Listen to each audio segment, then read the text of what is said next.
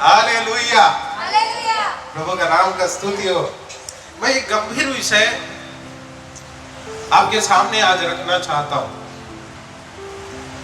गंभीर विषय मैं इसलिए बोल रहा हूं, है या बहुत आसानी है, लेकिन गंभीर इसलिए बोल रहा हूं ताकि वो हमारे जीवन में वो सही रीति से लागू हो जाए और हमारे जीवन में वो कार्य करे।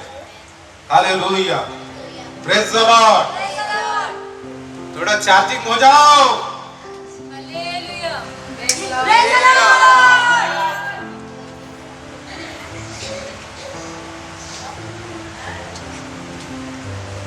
इधर आया तो स्वर्ग का याद आना चाहिए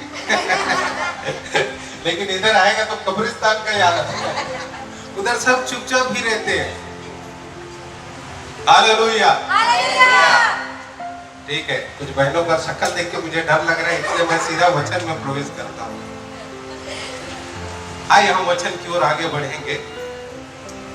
आज का वचन हमारे व्यक्तिगत जीवन के लिए है। ये सार्वजनिक बात कर रहा हूं मैं, लेकिन ये व्यक्तिगत जीवन के लिए है और इसे हमारे जीवन में लागू करना बहुत जरूरी है। एक व्यक्ति का बाहरी उद्धार कैसे होता है मालूम है, और अंदरूनी उद्धार। बाहर से भी उद्धार समझ आता है, अंदर से भी उद्धार समझ में आता है। ये जो बाहर का उद्धार है, बाहरी जो उद्धार है, ध्यान से सुनिए, डिस्ट्रैक्ट मत करिए। कम ज्यादा पहले करने का, बैठने के बाद नहीं करना कुछ कम ज्यादा। जैसे जैसे बैठे रहो, ऐसा समझो 1 घंटा ये जो बात कर रहे हैं उसके हाथ में बंदूक है और थोड़ा इधर उधर हिला तो गोली मार देगा, ऐसा समझ के चुपचाप बैठो। नहीं तो मैं भी डिस्ट्रैक्ट होगा, मेरा भी माइंड इधर उधर जाएगा। इसलिए वचन को सुनने के लिए तत्पर बने रहे। मैं जैसे कहा, एक आदमी का जब उद्धार होता है तो 2 तरीके से समझ में आता है। एक तो बाहर से और दूसरा अंदर से। अंदर से और बाहर से। बाहर से कैसे समझ आता है? अब साहिल को पूछो, यीशु मसीह तुम्हारा प्रभु है, तो ये बाहरी समझ में आता है कि एक व्यक्ति बोल रहा है कि यीशु मसीह मेरा प्रभु है। लेकिन अंदर कब समझ में आएगा? बाहरी हम सब बोल रहे हैं, यहां पर आने वाले पहली बार आए मुझे पता नहीं, लेकिन जो आते हैं रेगुलर लगातार, वो बोलते हैं यीशु मसीह उनका प्रभु है। तो हम बाहरी समझ में आता है इस व्यक्ति का उद्धार या तारण या साल्वेशन या बचाया गया है, ये हमें समझ में आता है। लेकिन एक व्यक्ति, एक विश्वासी व्यक्ति, वो खुद को कब समझ में आएगा कि उसका उद्धार हुआ है? कब समझ में आएगा? आज ये वचन के बाद आप जरा सोचना, मेरा सच में अंदर से उद्धार हुआ है या बाहर से ही उद्धार हुआ है? सोचना बहुत जरूरी है। और जब आप इस बात को सोचेंगे तभी आपको समझ में आएगा कि हमारा उद्धार बाहरी है या अंदरूनी है। और तब मैं स्वर्ग में जाने के योग्य हूं, तभी हमको समझ में आएगा। नहीं तो आज हम सब बोल रहे हैं, कौन स्वर्ग में जाएगा? रोशनी बोल रही है हम सब, उसने ठेका लिया। कौन जाएंगे स्वर्ग में? यहाँ पर बैठे हुए आवाज उठा के बोलो, मैं जाऊंगी या मैं जाऊंगा। मेरी बेटी पप्पा पे गया है, वो आवाज उठा के बोली। हम स्वर्ग जाने वाले हैं, मैं खुद जाने वाला एक व्यक्ति हूं स्वर्ग, इसलिए मेरा चुनाव हुआ है, इसलिए मैं बचाए गया हूं। लेकिन मैं स्वर्ग में जाऊंगा, मुझे मालूम पड़ना है तो मेरे जीवन में कुछ बातें जो मुझे अंदर ही अंदर गवाही देगा, और दूसरी बात ये आपको भी पता चलेगा, और दूसरी बात देखने वालों को भी पता चलेगा इस व्यक्ति का उद्धार हुआ है। सिर्फ आपको नहीं, पहला आपको पता चलेगा आपका उद्धार हुआ है, और दूसरा आपको देखने वाले, आपको सुनने वाले, उनको भी पता चलेगा कि आपका उद्धार हुआ है। वो कैसे? पहला तिमोथी का किताब में आइए, 1 तिमोथी चैप्टर 1 16 पहला तिमुथी की पत्री 1 अध्याय उसका 16 वचन, कोई भी एक जन आराम से पढ़िएगा। पर मुझ पर इसलिए दया हुई। प्रेरित पौलुस यहाँ पर कहते हैं मुझ पर दया हुई, और आपका उद्धार और मेरा उद्धार परमेश्वर की दया से, ये कोई कर्म के काम से नहीं हुआ, ये याद रखिएगा। आपका और मेरा उद्धार परमेश्वर की दया से, परमेश्वर की अनुग्रह से हुआ है। आप बोल सकते हैं यहाँ पर किसका उद्धार हुआ है? मेरा। आप लोग नहीं है क्या इधर? मैं जाऊं छोड़ के? नहीं बोलो तो जाता हूं। आप सुन ही नहीं रहे तो मैं क्यों अकेला बड़बड़ करूं? हाँ, अमित ब्रदर सुन रहे हैं, इधर हाथ दिखा रहे हैं, लेकिन मुझे पता नहीं इधर आप लोग सुन रहे हैं कि नहीं। अभी अब मैंने देखा यहाँ पर गीत गा रहे थे। 1 घंटा एक ऐसा समय होता है जहां पर आप गीतों का आनंद उठा सकते हैं, अपने दिल की बात परमेश्वर के चरणों में रख सकते हैं। लेकिन कई बहनों को मैं देखा है, वो मस्त खोए रहते हैं प्रभु में, उस गीत को प्रभु के चरणों में अपने होठों के द्वारा समर्पण करते रहते। कुछ लोग देखते रहते, अभी कौन गया, साहिल आया, अभी कौन गया, भास्कर गया, अभी कौन गया, वो सब देखते रहते कुछ। और कुछ लोग दिन में तारे गिनते हैं। पता नहीं इसके ऊपर शायद उनका आंख पहुंचता होगा। 1 घंटा जो परमेश्वर के चरणों में हम भजन कीर्तन, मेलोडी सॉन्ग गाते हैं, गीत गाते हैं, वो परमेश्वर के लिए गाते हैं, और उसका आप आनंद उठाओ, तब आप परमेश्वर की उपस्थिति को महसूस करेंगे। नहीं तो हम अक्सर कहते हैं आप जैसा आओगे वैसा वापस नहीं जाओगे, लेकिन कुछ लोग बोलते हैं हाँ पास्टर बरोबर है, हम जैसे आते हैं वैसे नहीं जाते, हम आते हैं ऐसे और शाम तक, दोपहर तक हम वापस चले जाते हैं। कईयों के जीवन में वचन को सुनकर कुछ परिवर्तन ही नहीं होता है। कईयों के जीवन में परमेश्वर का स्तुति आराधना करके जीवन में कुछ चेंजेस नहीं आता है। इसका कारण क्या है मालूम है? उनका दिल दिमाग परमेश्वर से जुड़ा हुआ नहीं है। वो एक ऑर्केस्ट्रा के जैसा हो जाता है, और इधर आके गीत गाएंगे, उसमें कुछ तो करेंगे, ऐसा एक ऑर्केस्ट्रा टाइप हो जाता है। परमेश्वर का जब हम उपस्थिति में है, भजन गाते, गीत गाते, परमेश्वर की आराधना करते हैं, उसका उचित रीति से आप आनंद उठाएं, तब परमेश्वर की उपस्थिति को महसूस करेंगे। नहीं तो आपको परमेश्वर का उपस्थिति महसूस होगा नहीं। आप उस आनंद में, उस खुशी में, उस अनुभव में आप प्रवेश भी नहीं कर पाओगे। इसके लिए बहुत आवश्यक है हमारा मन, हमारा हृदय परमेश्वर के साथ जुड़ा रहे, तभी हम उसका खुशी और आनंद मना सकते हैं। चलिए पढ़िए उस वचन को। पर मुझ पर इसलिए दया हुई कि, बस यहाँ पर प्रेरित पौलुस कहता है आप पर दया हुई, उसका कुछ कारण है। सब कहे मुझ पर दया हुई है। क्यों? अब दया तो हुई, लेकिन क्यों हुई आप पर दया? दया होने का कारण है, सभी पर परमेश्वर ने दया नहीं किया। सभी मानव जाति के लिए परमेश्वर का पुत्र यीशु मसीह इस जगत में आया, ये विश्वास योग्य और सच्ची बात है। लेकिन दया सब पर हुई है क्या? अनुग्रह से तुम्हारा उद्धार हुआ है, कहता है परमेश्वर का वचन यहाँ। तो आप पर और मुझ पर पहला दया क्यों हो गया है? एक प्रश्न है, आप पर मुझ पर दया क्यों हुई? एक सोचने वाली प्रश्न है। वहां पर कहता है मुझ पर इसीलिए दया हुई, तो प्रश्न आता है किस लिए? इसलिए दया हुई बोल रहा है प्रेरित पौलुस, तो किस लिए आप पर और मुझ पर दया हो गई परमेश्वर का? हाँ जी आगे। मुझ पर इसलिए दया हुई कि, हाँ ध्यान से ये इसलिए को आप पकड़ कर रखना, छोड़ना मत इसलिए को। मुझ पर इसलिए दया हुई, मुझ पर इसलिए दया हो गई। अब उत्तर देखिए, मुझ सबसे बड़े पापी में। देखो किस पर दया हो गई है? बड़े पापी पर, छोटे पापी पर नहीं। बड़े पापी पर पहला दया हुआ, छोटे पापी पर होते होते आएगा।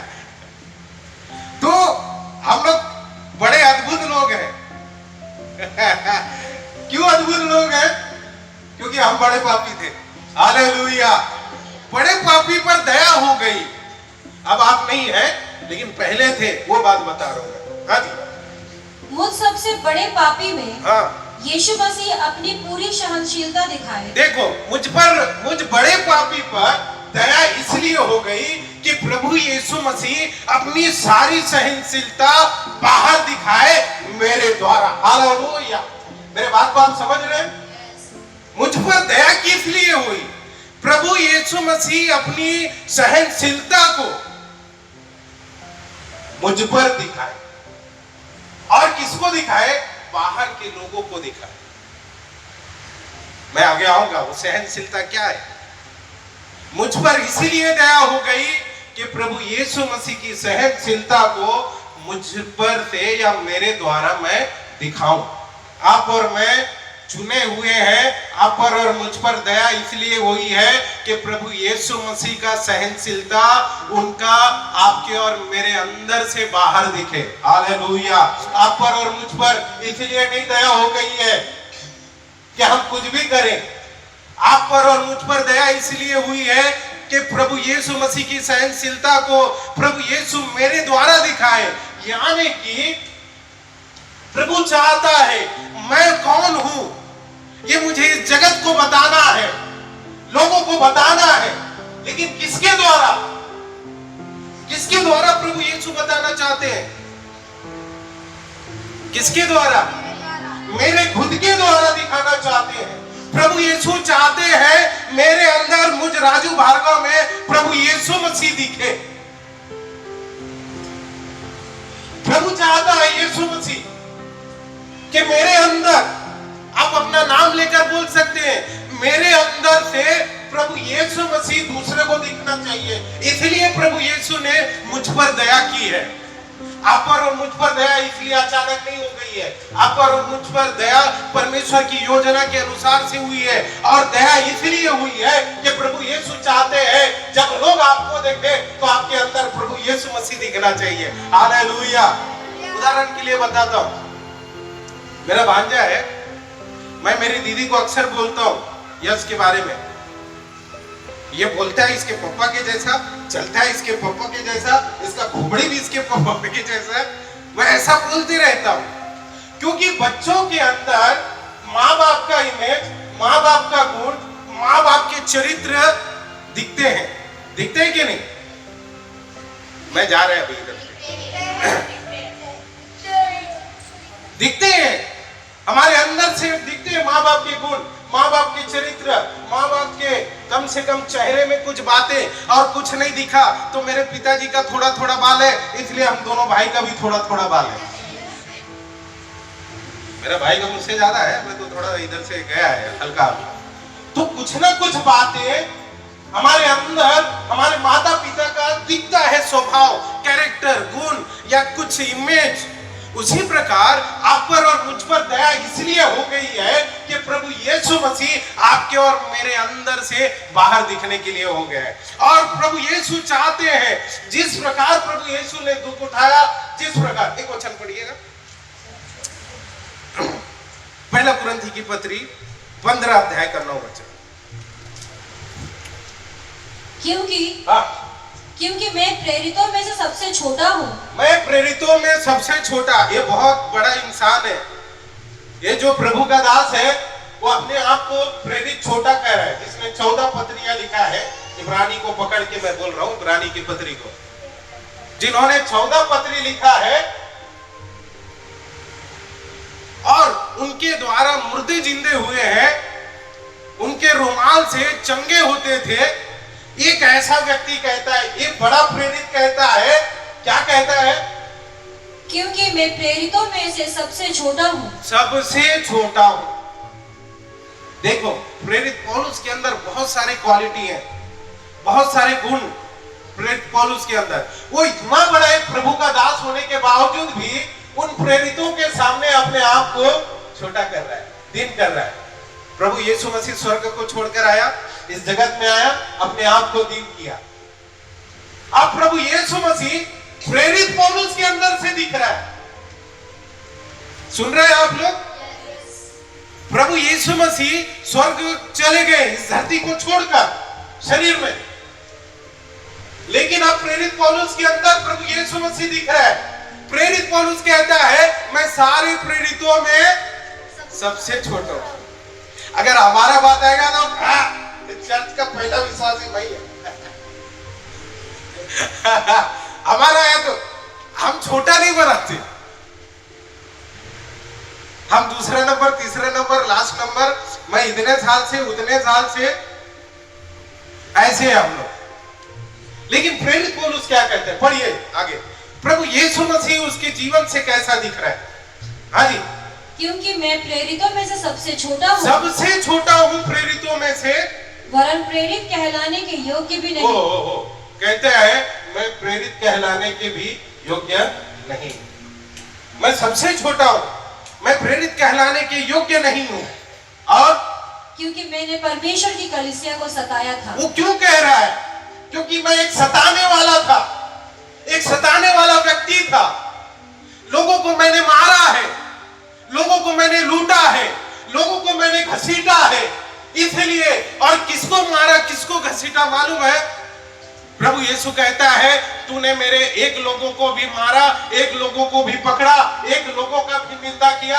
तूने जो मेरे लोगों के साथ किया, तूने मेरे साथ भी किया। इसलिए प्रेरित पौलुस कहता है मैं बड़े पापी पर, मुझ पर इसलिए दया हो गई कि प्रभु यीशु मसीह मेरे अंदर से लोगों को दिखाए कि वो आज भी जीवित है। हाँ जी, वापस पढ़िए। क्योंकि मैं प्रेरितों में से सबसे छोटा हूँ, हाँ, वरन प्रेरित कहलाने के योग्य भी नहीं। मैं प्रेरित कहलाने के योग्य नहीं, मैं प्रेरितों में से सबसे छोटा हूँ।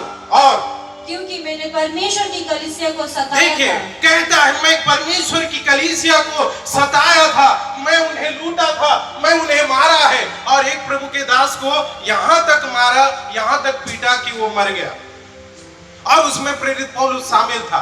मेरे प्रियो, प्रभु यीशु मसीह उनसे प्रेम करता है, प्रभु यीशु मसीह उनसे भी प्यार करता है जो आपको और मुझको मारते हैं, आपको और मुझको घसीटते हैं। प्रेरित पौलुस जैसे था वैसे आप और मैं भी थे, और आज भी लोग वैसे ही हैं, आपको और मुझे मार रहे हैं। लेकिन एक याद रखें, आप याद रखें एक बात, प्रभु यीशु चाहता है आप सहनशीलता दिखाएं, ताकि आपके अंदर से, मेरे अंदर से लोग प्रभु यीशु मसीह को देखें, प्रभु यीशु मसीह को जाने, और लोगों का परिवर्तन हो। एक मारने वाला, प्रभु ने उसको परिवर्तन किया। आज हमें मारने वाले, पीटने वाले को क्या प्रभु नहीं कर सकता है? क्या कर सकता है? लेकिन प्रभु यीशु चाहते हैं कि हमारे अंदर से लोग प्रभु यीशु मसीह को देखें, प्रभु यीशु मसीह को जाने। किसके अंदर से? मेरे खुद के अंदर से। मेरा टॉपिक आपको समझ में आए पता नहीं, वापस पढ़िए पहला तिमोथी की पत्री जो शुरुआत की है 1:16। मेरा टॉपिक आप जानिए, मैं अभी टॉपिक दिया नहीं, देता हूँ विषय क्या है मेरा। पर मुझ पर इसलिए दया होएगी, मुझ सबसे बड़े पापी में यीशु मसीह अपनी पूरी सहनशीलता दिखाए, कि जो लोग उस पर अनंत जीवन के लिए विश्वास करेंगे उनके लिए मैं एक आदर्श बनूं। आपको किस लिए बुलाया है? आपको किस लिए छुड़ाया गया है? आप पर दया किस लिए हुई है? मैं एक आदर्श बनने के लिए। आप पर और मुझ पर दया इसलिए हुई है कि आप और मैं एक आदर्श बने। किसके सामने? कलीसिया में, माँ बाप के सामने, परिवार में, समाज में, देश में, नगर में, शहर में, गांव में, और पृथ्वी के छोर में। आप और मैं एक आदर्श बने, इसलिए आप पर और मुझ पर दया हो गई है। मैंने जैसे कहा, जो लड़ाई झगड़े का परंपरा आज तक चलते आ रहा है, उसको ये 2022 में तोड़ डालो, नहीं तो मैं तोड़ने के लिए तैयार हूं। आपके नगर में, आपके समाज में, आपके एरिया में, आपका बस्ती में, आपका गली में, आप मसीह यीशु का एक आदर्श बनना है। इसके लिए आप पर दया हुई है। हालेलुया। ठंडा हो गए? आप पर और मुझ पर दया होने का कारण है। क्यों दया हो गई आप पर और मुझ पर? प्रेरितों का 22 अध्याय का 4 वचन पढ़िए जल्दी से। हाँ जी, जिसको मिलते हैं। मैंने पुरुष और स्त्री दोनों को बांध कर और बंदी गृह में डाल कर इस पंथ को यहाँ तक सताया कि देखो, आज भी ऐसे लोग हैं, ये उधर का इतिहास है, आज भी चलते आ रहा है। और जितने सताने वाले हैं वो सारे के सारे बदल गए। आमीन भी नहीं बोलते। मैं सच्ची में मुझे ऐसा लगता है मेरे दिल का बात आप तक नहीं पहुंच रहा है सच्ची में। फिर मुझे बोलना पड़ेगा परमेश्वर ने जगत से ऐसा प्रेम रखा, तो बोलेंगे हालेलुया। उसके आगे कब बढ़ेंगे? कुछ लोग बोलते हैं फिर कलीसिया में गहरी टीचिंग नहीं देते। अरे भाई वो दूध वाले टीचिंग ही नहीं अभी तक सुना है बराबर, तो गहरी में जाएंगे तो कुछ समझ में ही नहीं आएगा, सर के ऊपर से ही जाएगा। हाँ जी, वापस दोहराए। मैंने पुरुष और स्त्री दोनों को बांध बांध कर और बंदीगृह में डाल डाल कर इस पंथ को यहाँ तक सताया कि इस पंथ को बोल रहे हैं, मतलब कौन? जो यीशु मसीह पर, उधर लिखा है इस जात को, इस क्रिश्चियन लोगों को, इस पंथ जो मसीह यीशु के रास्ते पर चलने वाले, उनको मैंने सताया, उनको मारा, मैंने घसीटा, औरतों को भी मारा, भाइयों को भी मारा, सबको मारा बोल रहे।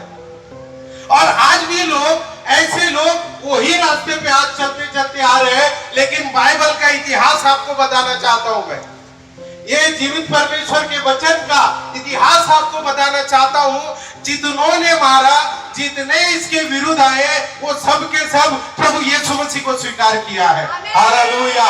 तो मैं आपको बताना चाहता हूं, जो भी फेसबुक में या कहीं भी इस वचन को जो सुन रहे या आगे सुनने वाले हैं, मेरे प्रिय भाई बहन, मैं आपको बड़े प्यार से, बड़े अदब से ये बताना चाहता हूं, अगर आप मसीह यीशु की कलीसिया को, यीशु मसीह को मानने वाले लोगों को अगर आप सता रहे हैं, तो मैं ये विश्वास करता हूं आप प्रभु यीशु मसीह को खुद अपने मुख से स्वीकार करने वाले हैं और अपने जीवन में भी स्वीकार करने वाले हैं। हालेलुया। अगर मसीहियों को नहीं बढ़ना है, आपको रोकना है, तो कुछ मत करो, चुपचाप घर में बैठो, तब मसीह लोग बढ़ेंगे नहीं। बाइबल कहता है जितने आप यीशु मसीह को मानने वालों को सताएंगे, वो उतना ही बढ़ते जाएंगे। हालेलुया। ये हमारा चाबी है, ये हमारा पौष्टिक आहार है, ये हमारा भोजन है। क्या? सतावट हमारा आहार है, हमारा भोजन है, हमारा बॉर्नविटा है, दूध है। आप जितना हमको सताओ, हम उतना ही बढ़ते जाएंगे। हालेलुया। इजराइल में 70-72 लोग गए और 24 लाख के ऊपर सतावट में भी बढ़कर आ गए। हालेलुया। अब जितना मसीहों को सताओगे, पहली बात आप खुद परिवर्तन हो जाओगे, दूसरी बात मसीह लोग बढ़ते जाएंगे। हालेलुया। अब प्रेरित पौलुस कहते हैं मैं कलीसिया को सताने वाला था। हम भी बोलते हैं मैंने दारू पिया, मैंने सिगरेट पिया, मैंने ये किया, वो किया, ये किया, बहुत बोलते हैं। अच्छी बात है, हमारा टेस्टिमनी होना चाहिए, हर का एक गवाही होना चाहिए। आज गवाही, आप प्रभु को क्यों मानते? मेरा सर दुख रहा था, वो पास्टर आया, वो बहन आया और प्रार्थना किया, मेरा सर दर्द गया। आमीन। हालेलुया। अब फिर कब सर दर्द आएगा तो फिर चले जाएंगे। वो तो हमारा रूटी है, वो हमारा भोजन है, चंगाई। हम खुद प्रार्थना करते हैं चंगाई के लिए, हम खुद विश्वास करते हैं चंगाई पर, वो हमारा रूटी, हमारा भोजन है। अब प्रेरित पौलुस क्या कहता है? मुझ पर, मुझ सताने वाले पर इसलिए दया हो गई, ये सताने वाला परिवर्तन हो गया। जरा देखो, नदी का पानी ऐसे बह रहा है, ये अचानक ऐसे बहने लग गया तो आश्चर्य होगा कि नहीं? अब सोचो, मेरा नाम फेमस है, ये राजू भार्गव अपने गली में लड़ाई झगड़े करने वाला आदमी है। मैं आपका नाम इसलिए नहीं लिया आप जानते हैं किस लिए नहीं लिया। अब आप जानते हैं मैं मेरे एरिया में लड़ाई करने वाला व्यक्ति हूं। मेरा नाम सुन के बोलते हैं आ गई या आ गया, सॉरी मैं जेंट्स हूं, आ गया, अब अंदर घुस जाओ घर पे, नहीं तो इसका चालू हो जाएगा बड़ बड़ बड़ बड़ बड़ बड़ बड़ बड़ लड़ाई झगड़ा। और अचानक जरा आप सोच कर देखो, मैं प्रार्थना में आ रहा हूं, प्रार्थना में आते आते आते आते मेरे अंदर ऐसा परिवर्तन आया, वो चुपचाप घर पे जाता है, वापस आता है, ये किधर तो संडे सुबह जाता है, चुपचाप मुंडी नीचे करके आता है, अब गाली नहीं देता, अब झगड़ा नहीं करता, अब दारू नहीं पीता। बाबा इसके अंदर कुछ तो हो गया। ये क्या हो रहा है मालूम है? सताने वाले व्यक्ति के अंदर, ऐसे करने वाले व्यक्ति के अंदर प्रभु यीशु मसीह ने जन्म लिया। 2000 साल पहले लिया, लेकिन आपके और मेरे हृदय में कुछ साल पहले आया प्रभु यीशु मसीह। और जब प्रभु यीशु मसीह हमारे अंदर आता है तो हम एक नमूना बन जाते हैं, एक आदर्श बन जाते हैं। इंग्लिश में उसको पैटर्न बोलते हैं, बराबर है ना। और ये आप कारीगर को पूछो, जो कपड़े सिलने वाले, पैटर्न बोलेगा तो समझ जाते हैं। अब ये पैटर्न जो बनाया है, ये देखो, एक है बाइबल का, इसका बड़ा भी है, इससे छोटा भी है, होता है कि नहीं। अब कारीगर को ये बनाना है तो इसको देखेगा और इसी के अनुसार सब ये बाइबल का कवर बनाएगा, सही है कि नहीं। उसी प्रकार आप और मैं एक नमूना है, एक आदर्श है। आप और मैं पैटर्न है, किसका मालूम है? प्रभु यीशु मसीह का। पिता परमेश्वर प्रभु यीशु में दिखता है और प्रभु यीशु आप में और मुझ में दिखना है। परमेश्वर प्रभु यीशु में दिखता है और प्रभु यीशु आपके और मेरे अंदर दिखना है। हालेलुया। आपके और मेरे अंदर से दिखना है। तो क्या बोलेंगे? ये आदर्श है, एक नमूना है। किसका नमूना है? प्रभु यीशु मसीह का। आपके और मेरे अंदर से दिखना है। हम सताने वाले, भटकाने वाले, मारने वाले, गाली गलौज करने वाले थे, लेकिन अब नहीं है, क्योंकि प्रभु यीशु ने आपके और मेरे हृदय में जन्म लिया है। अब प्रभु यीशु थोड़ा थोड़ा मेरे अंदर से बाहर दिखना शुरू होता है। हालेलुया। वो अचानक पूरा परिवर्तन नहीं हो जाएंगे, वो थोड़ा थोड़ा अंश अंश करके, बाइबल कहते हैं धीरे धीरे हमारे अंदर परिवर्तन आएगा और एक दिन प्रभु यीशु आएगा तो हम परिपूर्ण हो जाएंगे। हालेलुया। प्रभु यीशु के समान, उनके जैसा आपको और मुझे होना बहुत आवश्यक है मेरे प्रियो। अगर एक आदर्श आप और मैं एक नमूना नहीं बनते हैं तो हमारा बाहरी उद्धार हुआ है, अंदर से उद्धार नहीं हुआ है। अगर आप अंदर से नहीं बदले हैं तो आप अभी उद्धार का अनुभव में नहीं है। आपका बाहरी उद्धार हुआ है, बाहरी उद्धार। यीशु कौन? यीशु मेरा प्रभु। लेकिन आप जब घर पे जाते हैं, समाज में है, आप अलग जगह पर हैं, तो क्या प्रभु यीशु मसीह आपके अंदर से बड़ा हो रहा है या प्रभु यीशु दब गया है? पहली बात, वो आपको खुद को मालूम पड़ेगा यीशु मसीह आपके अंदर है। दूसरी बात, समाज को भी मालूम पड़ेगा, आपको और मुझको भी मालूम पड़ेगा, रोज देखने वाले को मालूम पड़ेगा कि प्रभु यीशु मसीह सच में इसके अंदर है। बाइबल कहते हैं गाली गलौज करने वाले, लड़ाई करने वाले, बैर करने वाले, निंदा करने वाले, ऐसे लोग, पियक्कड़ लोग स्वर्ग के राज्य में प्रवेश नहीं करेंगे। अगर आज भी प्रभु यीशु को स्वीकार करने के बाद वही बातें मेरे अंदर है तो मेरा अंदर से उद्धार नहीं हुआ है। और भले आप ये बोल सकते हैं आज प्रभु यीशु मसीह आएगा तो मैं स्वर्ग में जाऊंगा, आप और मैं बोलते हैं, लेकिन क्या मेरा अंदर से उद्धार हुआ है? अंदर से उद्धार का मतलब क्या है? मेरे अंदर से चेंज आना, अंदर से परिवर्तन होना बाहर, ये जरूरी है। तब आप और मैं स्वर्ग में जाएंगे। एक आदमी के ऊपर मुझे बहुत गुस्सा आया। मैंने कहीं से सुना, मुझे पता नहीं कौन बोला है, लेकिन मुझे गुस्सा आया। वो बोला इस कलीसिया के लोग स्वर्ग में नहीं जाएंगे। मैं बोला क्यों नहीं जाएंगे? बोला कैसे क्यों नहीं जाएगा? तुम कौन है बोलने वाला? मुझे पता नहीं कौन बोला, लेकिन सुना मैंने ऐसा। मैं बोला ऐसा क्यों बोला, क्यों स्वर्ग में नहीं जाएंगे? तब मैं बोला ठीक है चलो, बोला तो बोला, अब उनको तो कुछ नहीं कर सकते।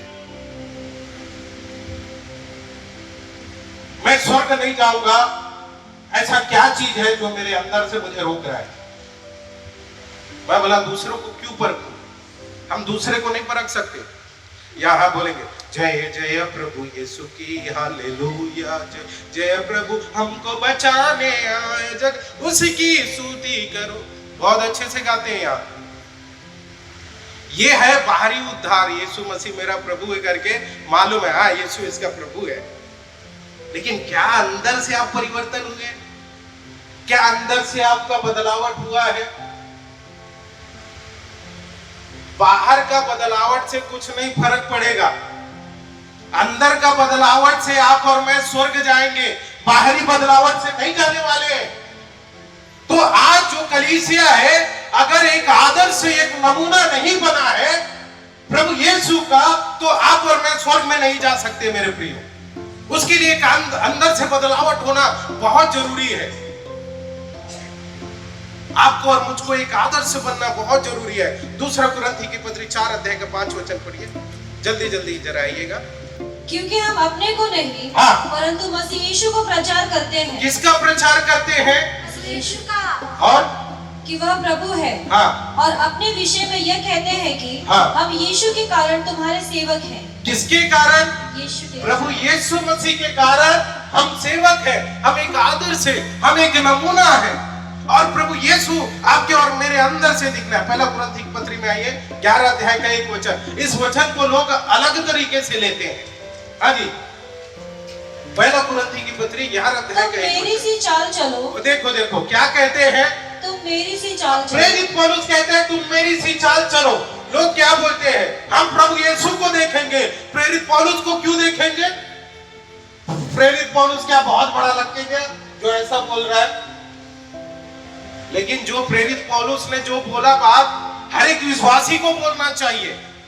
और मैं अभी इस वचन के बाद पूछूंगा कितने विश्वासी में दम है कि ये वचन को ऐसे ही बोल सकते जो प्रेरित पौलुस बोला। हाँ जी, तुम मेरी सी चाल चलो। तुम मेरी सी चाल चलो। प्रेरित पौलुस बोलता है क्या आज कलीसिया को मैं व्यक्तिगत रूप से ये बोल सकता हूं कि तुम मेरी सी चाल चलो? क्या आप व्यक्तिगत रूप से आपके जवान भाई बहनों को, आपके परिवार के लोगों को आप बोल सकते हैं क्या तुम मेरी सी चाल चलो? अंदर से बोलना आप बोल सकते हैं क्या?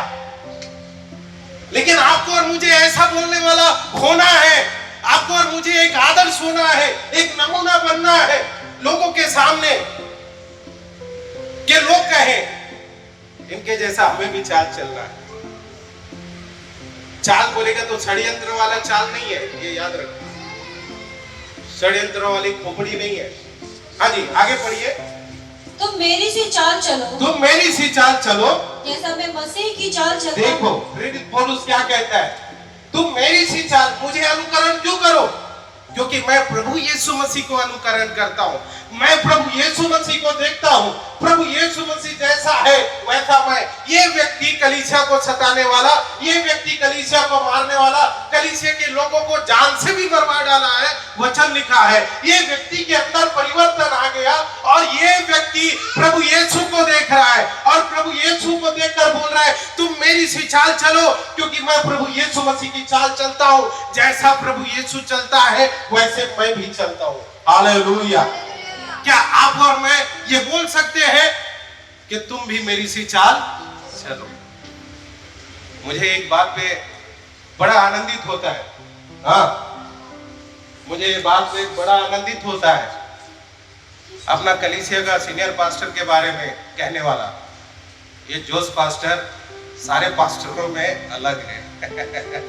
मतलब पास्टर लोग भी अनुकरण कर रहे हैं। जोश पास्टर से सीखने जैसी बातें क्यों? क्योंकि वो खुदावंद यीशु मसीह का अनुकरण कर रहे हैं। एक नमूना, एक आदर्श, एक पैटर्न बना हुआ है। और ये दिया कौन है? प्रभु यीशु मसीह। आपको ऐसा एक रुमाल बनाना है, एक हैंकी बनाना है, तो आपको इतना आकार का एक नमूना चाहिए, तभी आप सिल सकते हैं।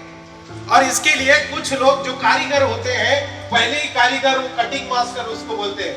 मैंने अजय भाई की दुकान से सीखा है, उनको कटिंग मास्टर बोलते हैं। कटिंग मास्टर ऐसा काट देगा और इसके आधार पर सिलने वाले फटफट फटफट फटफट सिल देते हैं। क्यों? उनके पास एक नमूना है। हर एक शर्ट का, हर एक पैंट का उनको माप लेना नहीं पड़ता, क्योंकि एक नमूना बना हुआ है। उसी के अनुसार 24 number, 28 number, 32 number, 34 number, 36 number और मेरे जैसे के लिए सिल देते हैं। क्यों? एक नमूना, एक पैटर्न बना हुआ है, इसलिए सिलते हैं। और मसीह कलीसिया एक नमूना बनना जरूरी है। आप और मैं एक आदर्श बनना जरूरी है। अगर आप आदर्श बनते हैं, मैं चैलेंज के साथ बोलता हूं, लोग आपको बुलाना शुरू करेंगे। आप लोगों को खींचेंगे अपनी ओर। वो मैग्नेट के जैसा, चुंबक के जैसा खींचने का पावर है।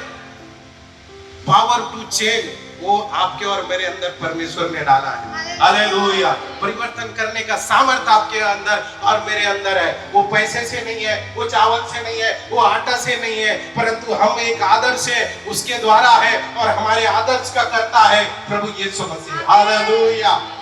जब परिवर्तन आता है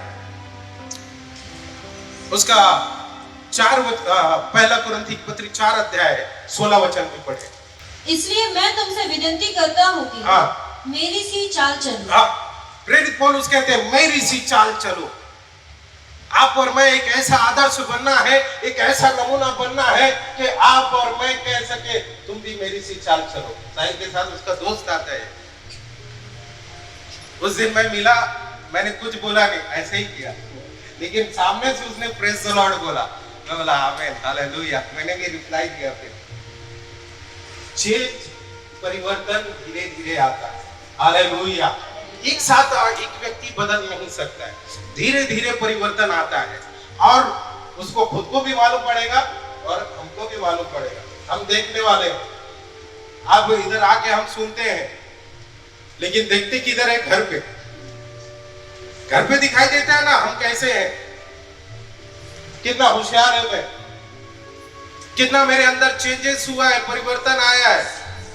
वो किधर मालूम पड़ेगा मुझे? घर पे मालूम पड़ेगा मेरे। और किसको मालूम पड़ेगा? जब मेरा शादी होने के टाइम मेरी सास हमारे घर पे आई, मैं कैसा हूं बाजू वाले से पूछने गए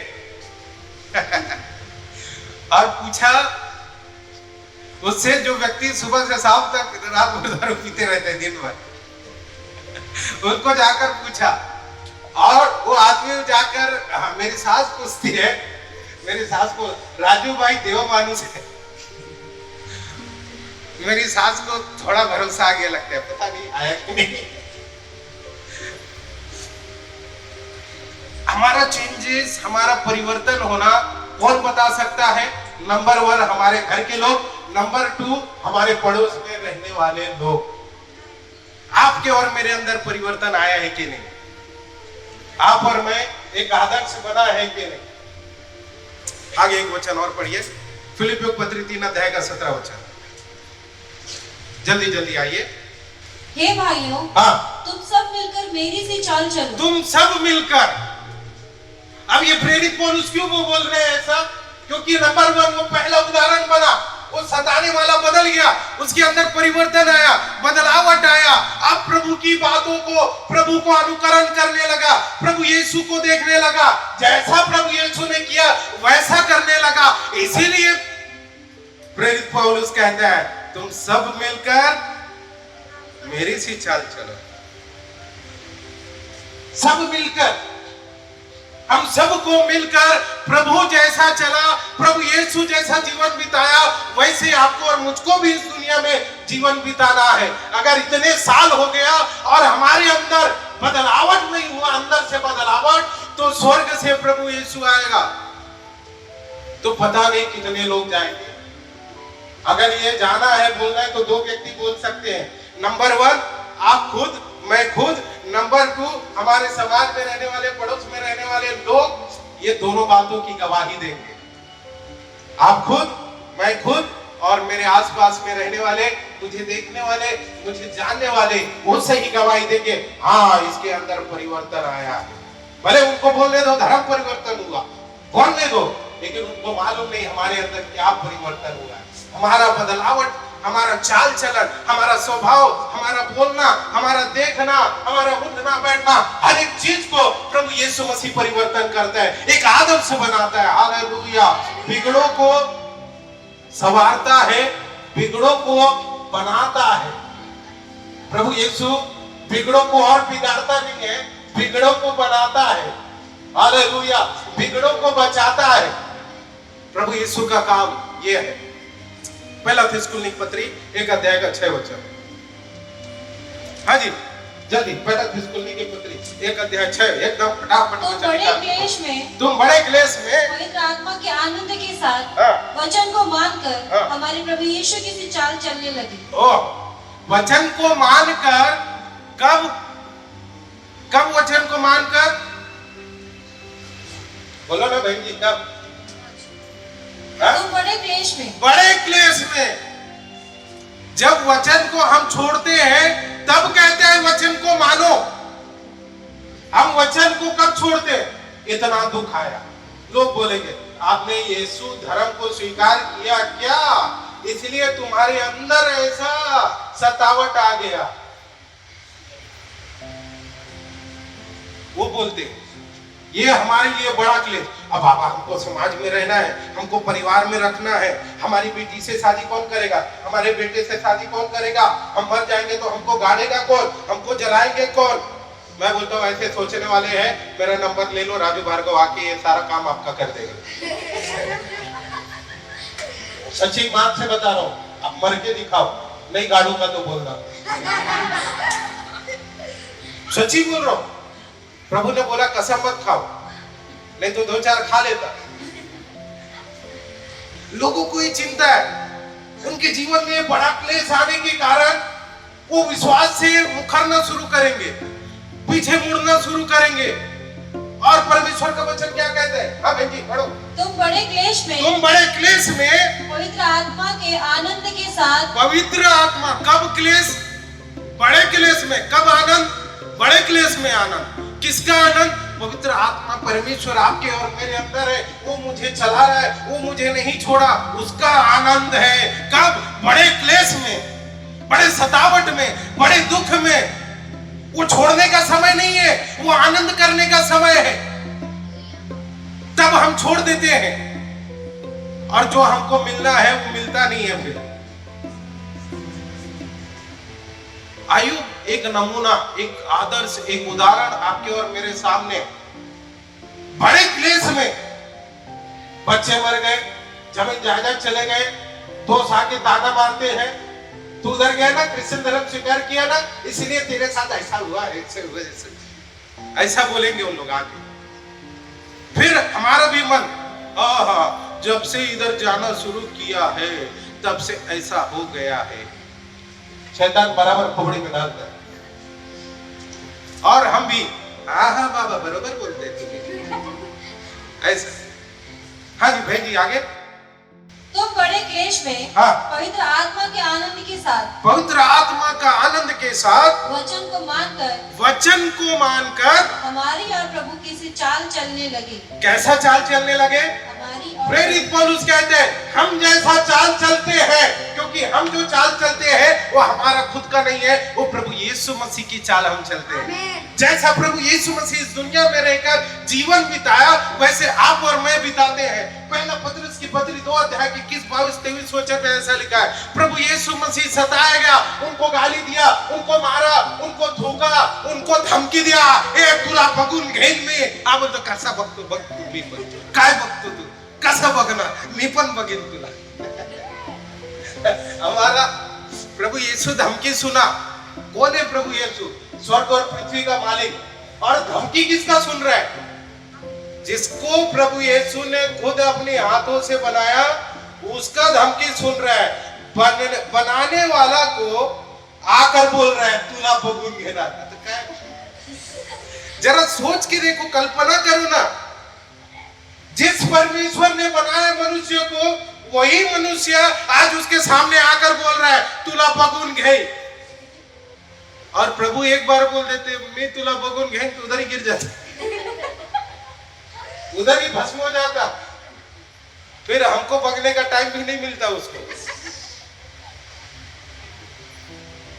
आप पढ़िए यूहन्ना का प्रकाशित वाक्य में, जब यूहन्ना प्रभु यीशु को ऐसा देख लिया, वो उधर ही गिर गया, मुर्दा सब पड़ गया, बोलते हैं नीचे गिर गया। किसको देखा? वही प्रभु यीशु को जिसके साथ खाना खाया, वही प्रभु यीशु जिसके साथ सोया, उठा, बैठा, घूमा फिरा, सेवकाई किया, वही प्रभु यीशु को पृथ्वी पर देखा। अब वही प्रभु यीशु को जब स्वर्ग में देखता है, वो मुर्दे के समान उनके पैरों में गिर पड़ा। हालेलुया। आंडू फांडू समझे? हम, प्रभु ने हमें बनाया, हम प्रभु को चुनौती देते हैं। देख लेगा, क्या देखेगा? मर के नरक में जाएगा, वही हम बता रहे हैं। कोई धर्म परिवर्तन का काम नहीं करते हैं। तुमको मारना है, आ जाओ बिंदास।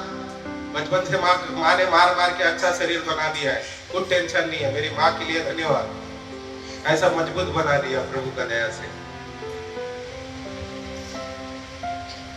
पौलुस यहाँ पर वो पहला थिस्सलुनीय 1:6 पढ़िए वापस। तुम बड़े क्लेश में पवित्र आत्मा के आनंद के साथ वचन को मानकर हमारी और प्रभु की सी चाल चलने लगे।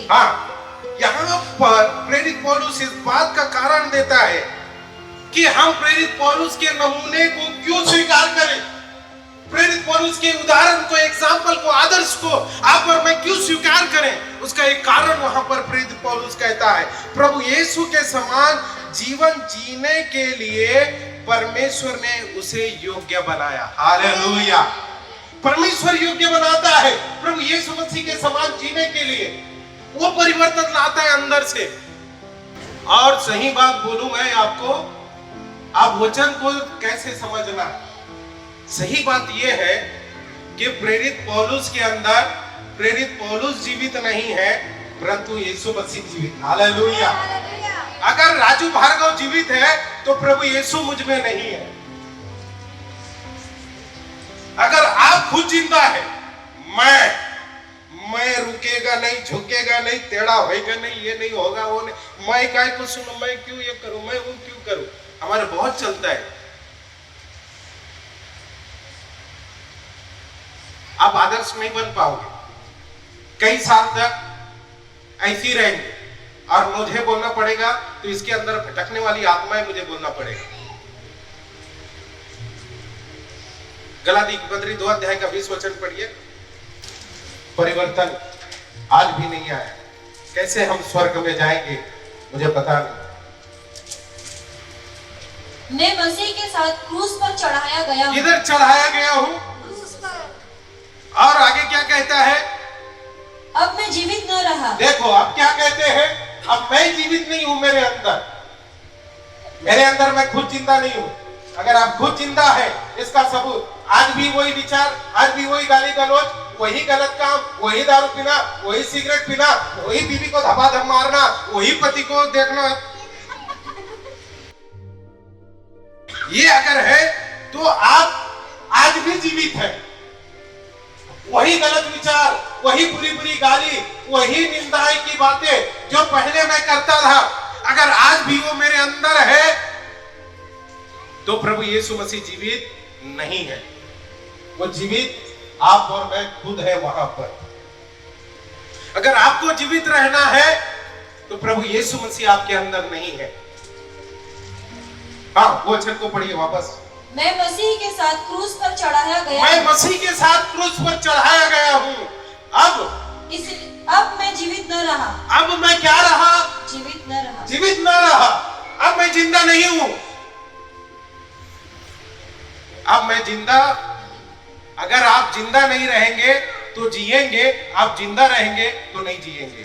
समझ गया तो ठीक है, नहीं समझे तो हालेलुया। वापस पढ़िए।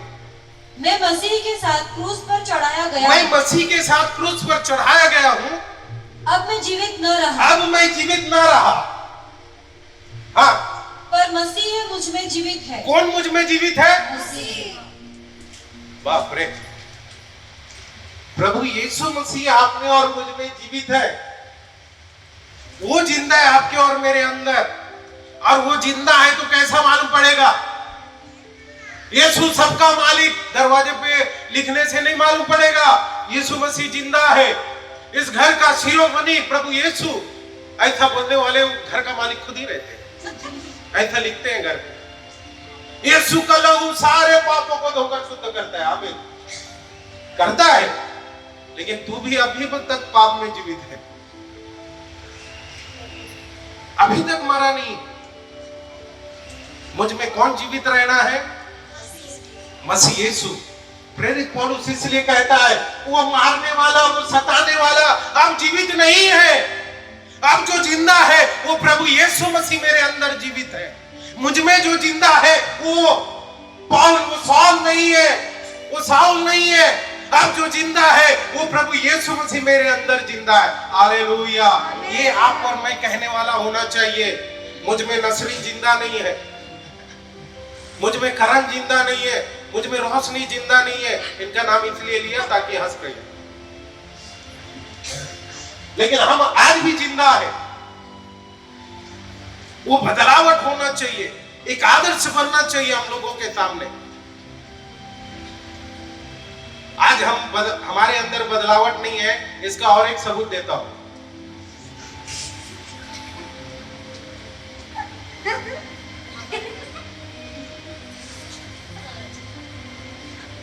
क्यों बात नहीं कर रहे हो? ये चेंजेस नहीं है, आप खुद जिंदा है। अगर मैं ऐसा व्यक्ति हूं तो मैं जिंदा हूं। कल एक बहन ने मुझे फोन किया और वो बहन बोलती है, आपका एक रिश्तेदार ने कहा आप बात नहीं कर रहे हैं उनसे और 1 साल से बोला। मैंने मेरा मोबाइल का जो कॉल रिकॉर्डिंग है ना, क्या बोलते हैं, कॉल लॉगो जो लिखा रहता है, हाँ, कॉल हिस्ट्री देखा तो कुछ दिन पहले ही मैंने बात किया, वो भी करीबन 10 मिनट के आसपास बात किया। कुछ पैसा भेजा था, उसका रिकॉर्डिंग भी भेजा मैंने। अब ये बोलते 1 साल से बात नहीं किया। मैं उस बहन को तो रिप्लाई नहीं दिया, मैं अपने आप को पूछा। ये बोली है बहन, मैं उनको बोल के कुछ फायदा नहीं है, लेकिन मैं बोला एक कॉल रिकॉर्डिंग है, हिस्ट्री है कॉल का, और मैंने ऐसा व्हाट्सएप पे इस तारीख को भेजा है और बोल रहे 1 साल हो गया बात नहीं किया। कैसे हो सकते फिर ऐसा? मैं मन में बोला, जिस दिन ऐसा हुआ ना कि मैं किसी को देख के भूख गया हूं और किसी को बात नहीं कर रहा है, मैं सच्ची ईमान से कहता हूं इधर आकर प्रचार करना ही छोड़ देगा। उसका कारण तो अभी भी मैं जिंदा है। फिर यीशु मसीह मुझ में जीवित नहीं है, इसका मतलब जब तक आप अपने घर का दरवाजा नहीं बंद करोगे तब तक मैं जाते रहेगा। आपको मुझे रोकना है तो आपका घर का दरवाजा मेरे लिए बंद करना पड़ेगा। मेरे लिए मतलब प्रभु यीशु के लिए, क्योंकि मुझ में तो प्रभु यीशु जीवित है, तभी नहीं जाएगा, नहीं तो तब तक जाते रहेगा। चाहे आप कुछ भी बोलो, आप आगे बोलो पीछे बोलो, मुझे कुछ फर्क नहीं पड़ता, क्योंकि मैं समझता हूं मैं मरा हुआ हूं। आप मुझको नहीं, प्रभु यीशु मसीह को बोल रहे हैं। हालेलुया। एक आदर्श बनना बहुत जरूरी है। एक अंतिम बात बोल के बंद करता हूं, हमारा समय चला गया है। क्यों मैं एक पैटर्न बनूं, एक आदर्श बनूं? एक प्रश्न आता है ना, क्यों मानने का आपका बात पास सुन रहे हैं, आपका बात कब से 1 घंटे से बड़बड़ कर रहे हो। हम क्यों आदर्श बने, क्यों एक उदाहरण बनूं मैं? हम बाहर उदाहरण बहुत अच्छे बनते हैं और घर पे उदाहरण कम। जो घर पे उदाहरण है बाहर नहीं बनोगे। कलीसिया हमारा घर, अपना घर का नहीं बात कर रही है, हमारा घर है। हाँ जी, क्यों उदाहरण बनो? एक वचन पढ़िए, बंद कर देंगे। इफिसियों पत्री 3 अध्याय का 8 और 7 वचन। इफिसियों पत्री 3 अध्याय 8 और 7 वचन, 7 और 8। हाँ जी। परमेश्वर के अनुग्रह के उस दान के अनुसार, हाँ, जो उसकी सामर्थ्य के प्रभाव के अनुसार मुझ पर दिया गया है, उस सब सुसमाचार का सेवक बना। किसका सेवक बना? सुसमाचार। आप और मैं क्यों आदर्श बनना है? क्यों? सुसमाचार सुनाने के लिए। सुसमाचार कहां से जाएगा? आपके और मेरे अंदर से जाएगा सुसमाचार। प्रभु यीशु अब स्वर्ग से नीचे नहीं आएगा शरीर रूप धारण करके। वो आया, वो जिम्मेदारी आपको और मुझे दिया है कि आप और मैं प्रभु यीशु का सेवक बने और सुसमाचार को सुनाए। किसके द्वारा? आपके और मेरे द्वारा। लोगों में, जगत में सुसमाचार फैलना है। इसके लिए आपको और मुझे एक उदाहरण बनना है, एक नमूना बनना है, तब सुसमाचार जाएगा। आप और मैं कुछ और नमूना बन जाते हैं, फिर कुछ लोग मजाक में उड़ाएंगे, ये देख आया नमूना, है नमूना, टिंगल निकालेंगे, मजाक करेंगे। आप वैसा नमूना मत बनो, एक आदर्श बनो। प्रभु यीशु का नमूना बनो, प्रभु यीशु का एक आदर्श बनो। लोग आपके अंदर प्रभु यीशु को देखना चाहिए और प्रभु यीशु आपके अंदर से दिखना चाहिए। हाँ जी, पूरा करिए उसको भाई जी। मुझ पर जो सब पवित्र लोगों में से छोटे से भी छोटा हूँ। देखो, प्रेरित पौलुस इतना बड़ा प्रेरित होने के बाद भी कहता है मैं सब में छोटे में से छोटा हूँ। कभी कभी मुझे भी मजा आता है, मेरा भाई है, 2 भाई है मेरे नीचे, तो कभी कभी मैं भी ऐसा गर्व से बोला हाँ मैं बड़ा भाई, मेरे नीचे 2 भाई है और छोटे 2 भाई है। कितना अच्छा लगता है हमको हमारे नीचे वाले को बोलने के लिए, है ना, कितना मजा आता है। मेरा छोटे, मैं बड़ा, फिर मेरी बहन आएगी, चुप तू नहीं बड़ा, मैं बड़ा। लेकिन प्रेरित पौलुस क्या कहते हैं, मैं इन सब में से छोटे में से भी छोटा हूं। क्या एक अंतिम वचन फिलिप्पियों पत्री 2 अध्याय का 5 से 8 वचन में क्या लिखा है, जैसा मसीह यीशु का स्वभाव था वैसे आपका और मेरा स्वभाव होना चाहिए। वो परमेश्वर का पुत्र खुद परमेश्वर होने के बावजूद अपने आप को शून्य किया, अपने आप को दीन किया और इस जगत में आया। हालेलुया। वो आपको और मेरा एक आदर्श है और वही आदर्श हम भी बनना है। जैसे प्रेरित पौलुस ने कहा, तुम मेरी सी चाल चलो जैसा मैं मसीह का चाल चलता हूं। आइए अपने स्थान पर खड़ा हो जाए। अगर आप एक आदर्श नमूना, एक नया पैटर्न बनना चाहते हैं तो प्रभु के चरणों में अपने आप को रखें, अपने आप को खाली करें, अपने आप को प्रभु के चरणों में सौंप दें और प्रभु से कहें, प्रभु मुझे ऐसा बना जैसा आप चाहते हैं, मैं चाहता हूं ऐसा नहीं। आप अपने आंखों को बंद करें, आप किसी को देखें मत, अपनी आंखों को बंद करें और प्रभु से कहें, प्रभु मुझे आप ऐसा बनाए जैसा आप चाहते हैं। प्रभु मैं आपको पसंद आऊं ऐसा मुझे बना, मैं लोगों को नहीं आपको प्रसन्न करने वाला बना। मैं प्रभु एक आदर्श बनना चाहता हूं, एक नमूना बनना चाहता हूं। प्रभु ऐसा मुझको आप बना, मैं आपके दिल को भाऊं, मैं आपको प्रसन्न करने पाऊं। प्रभु ऐसा मुझे बना, ऐसा मुझे बना।